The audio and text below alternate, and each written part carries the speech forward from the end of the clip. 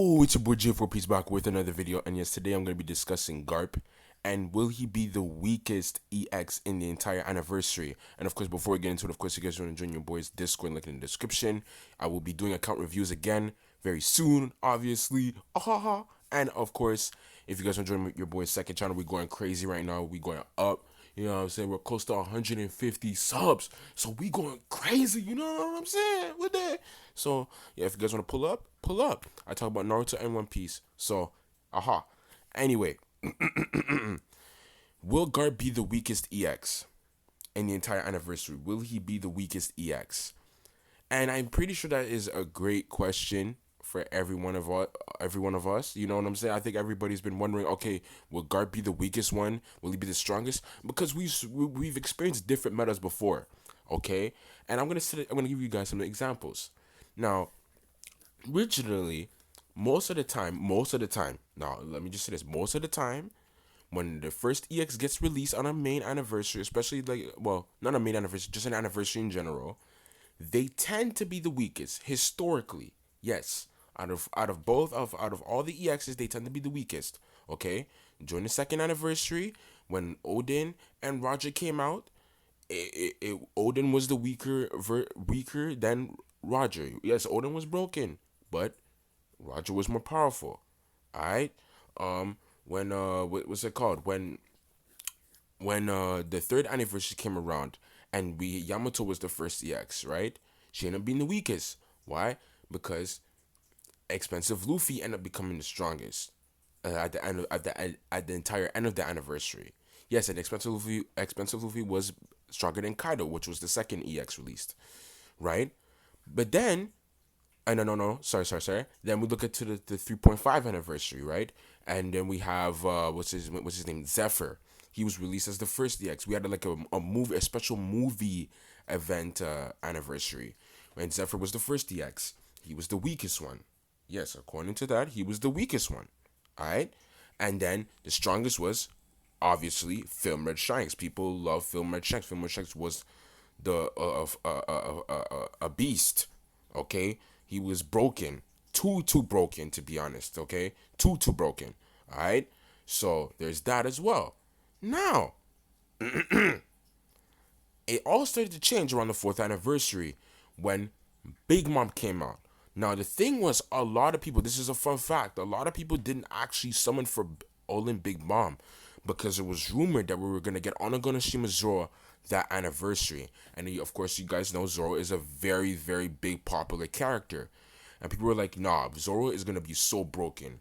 Especially knowing how hype Zoro was at that time, especially Onagonashima Zoro and his whole stint on the Onagonashima or whatever. People were saying like, nah, Zoro is going to be hypnotic. So, like, he was. There's no way Bandai is gonna fumble him that much. And of course, they didn't fumble him, obviously, right? But during that first entire meta, I know Onagonashima Zoro aged better, but during that first part of the meta, Big Mom ended up being the strongest one. Yes, out of Hybrid Cut and out of Zoro, she ended up being the strongest one, right? Then we go to the 4.5 anniversary and went back to normal again. The first EX was Yamato, right? Hybrid Yamato. She ended up being the weakest out of all three. Kid in Law and Gear 5 Luffy. Gear 5 Luffy obviously was the strongest character by far. It was his meta, right? But over time, Hybrid Yamato was the strongest.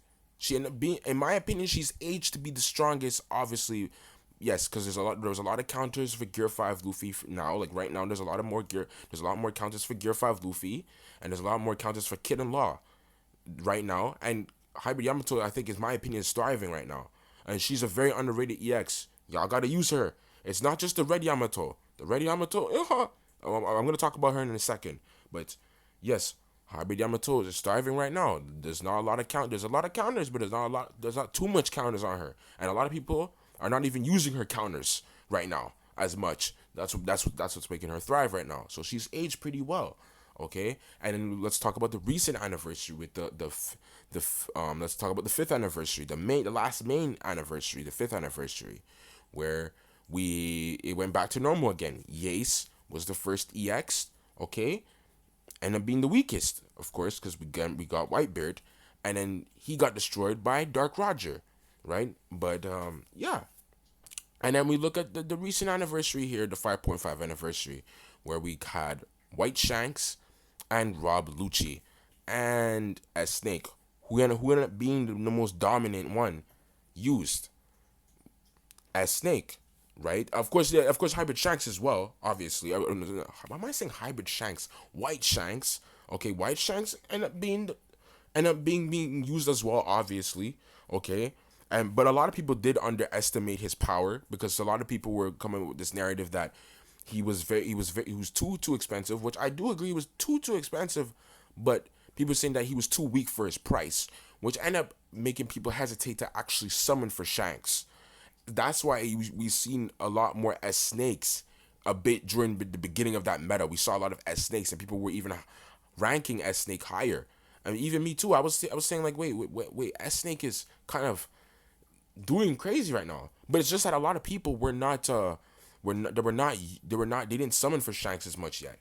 And it's only when I started playing a lot more games with Shanks I realized, okay, nah, he's actually goated. So, in my opinion, will Garp actually age very well? And in my opinion, I'm gonna say this. I think he will age very well. Okay? Do I think he'll be the strongest? I don't think so. I don't think so. But I feel like he will age well. Why? Here's why. He's a dark unit.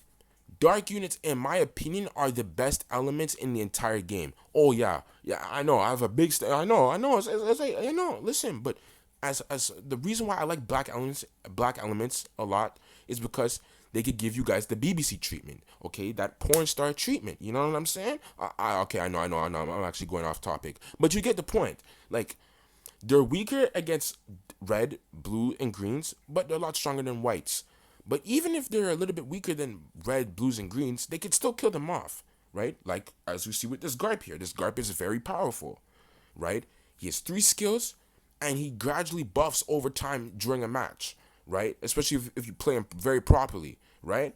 He gradually gets stronger over the unless Bandai introduces an EX that destroys characters that buff themselves during a match. I don't see this guy effing up anytime soon, right? He's kind of a glass cannon. Don't get me wrong. He's kind of a glass cannon, but I feel like his power and his attack power, he seems like he's gonna age very well. And especially looking at Jabra, he's kind of like a similar unit to Jabra, and Jabra has aged very well right now. I could see Jabba aging very well even past this anniversary. So, looking at Garp here, I'm just saying, like, why not? He has so many different type of moves. He has a long range move. He has a teleportation move. He has a gigantic move that you can keep using over and over and over again, which is Galaxy Impact Toe. Basically, Bajrang Gun, but 10 times more worse. Like, I could see him lasting for a while in this meta. So I think he would be worth a unit of summoning on. Do I agree that the next characters might be stronger than him? Yes. But there's also a chance that they could be released and be strong, but then they could get cut short. By a bounty festival counter. So we have to take that into consideration. And maybe if since they're the last EXs of the anniversary, maybe Bandai might prioritize them countering them even more than Garp, which then will allow Garp to thrive later on down the line. You understand? You understand? So, in my opinion, I think Garp will age a little bit more gracefully. Okay? But that's just my opinion. I hope you guys enjoyed the video. I want you guys to leave your comments and your opinions down below. I appreciate all the love and support. And yeah, man, I'm gonna give you some more videos. Don't worry, guys. I'm gonna give you some. I know I haven't uploaded a video in like 5-6 days, which is crazy, but I have more videos on the way for J4Peace. I appreciate y'all. Stay blessed, stay strong, stay safe, and yeah, peace.